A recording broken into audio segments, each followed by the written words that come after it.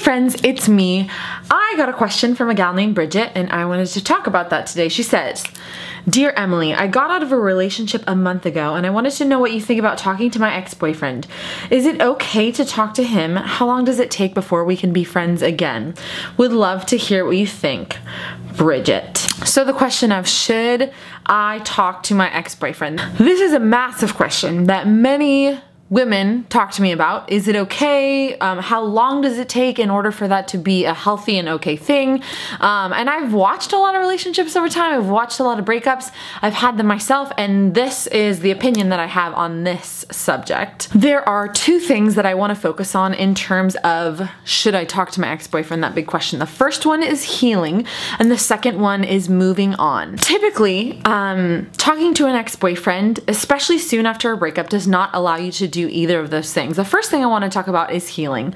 Breakups are so difficult. No matter if you've been dating the guy for 1 month or 7 years, breakups are painful. And there's a scale of pain. I feel like, you know, breakups when it's early on in the relationship, they do sting and they do hurt. And then it goes all the way to, you know, when you break up with the person that you thought you were gonna marry or you've been dating for a really long time, it can feel like your heart shatters into a million pieces. After a breakup, your heart has to have time to heal.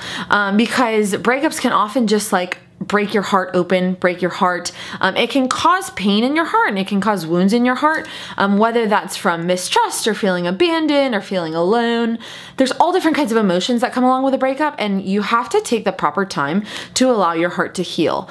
Often talking to an ex-boyfriend, especially soon after a breakup, doesn't allow for that healing to happen. Oftentimes when you talk to an ex-boyfriend after a breakup, it keeps that wound open and it doesn't allow you to find the proper healing of your heart in order to get that wound closed and make it so that you can have that pain go away and heal that pain in your heart and in your life and in your mind. It takes time to let that sadness, the sadness that you might feel, ride itself out, to really experience that emotion. It's okay to feel sadness. It's okay to feel, you know, that grief of, you know, losing that person in your life and that relationship ending.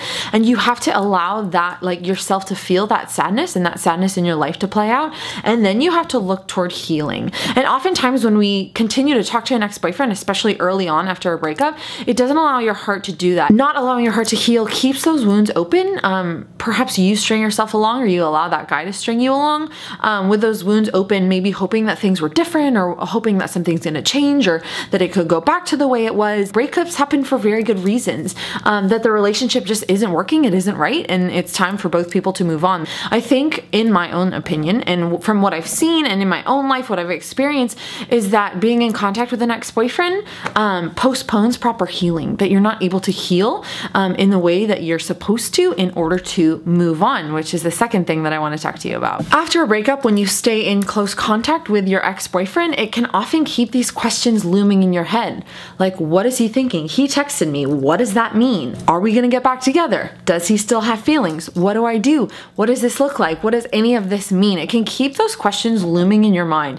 And as you think about those questions, wondering if he's gonna change your mind or if things are gonna go back to the way they were, and like holding on to that hope or feeling that kind of confusion, those things don't allow you to move on properly forward in your life. They like keep you living in the past, and we don't want to live in the past. We want to move forward with our lives, always toward the thing that is right for us. And often when a breakup happens, it shows us that that is not the right relationship for us. That's not the thing that we're supposed to be in for that season of our life, and that's a good thing. It's a painful thing, but it's a good thing. Staying in touch with ex-boyfriends and holding on to those emotions and that wondering keeps us from being available to good relationships and good men that may come along down the road. It's not often you would hear a good man who wants a great woman say, yeah, I hope that the girl that I meet, the girl that I would want to pursue, I hope that she, you know, is still emotionally tied up in her former relationships. No guy wants that, and that's why you shouldn't be emotionally tied to ex-boyfriends and have like that web still all around you of questions and of emotions and all those things. When you allow yourself to heal and move on, then you're available for a good relationship, the right relationship for you. But when you don't allow yourself to do that, you are not in a place where you could date a good man because you are continually emotionally investing in a relationship that already ended and showed itself not to be the right thing for you in your life. Now, all that to say, I do know that people get back together after they have broken up. That is such a small fraction of people. It is so important to remember that. I do understand that some people can be friends with ex-boyfriends after they date, etc., especially when they started as friends and then they dated and then it didn't work out. I get all that. All that to say, this takes a very important self-awareness. It takes great self-awareness to be able to step back and say, what is going to benefit me in this post-breakup time? I want to heal and I want to move on.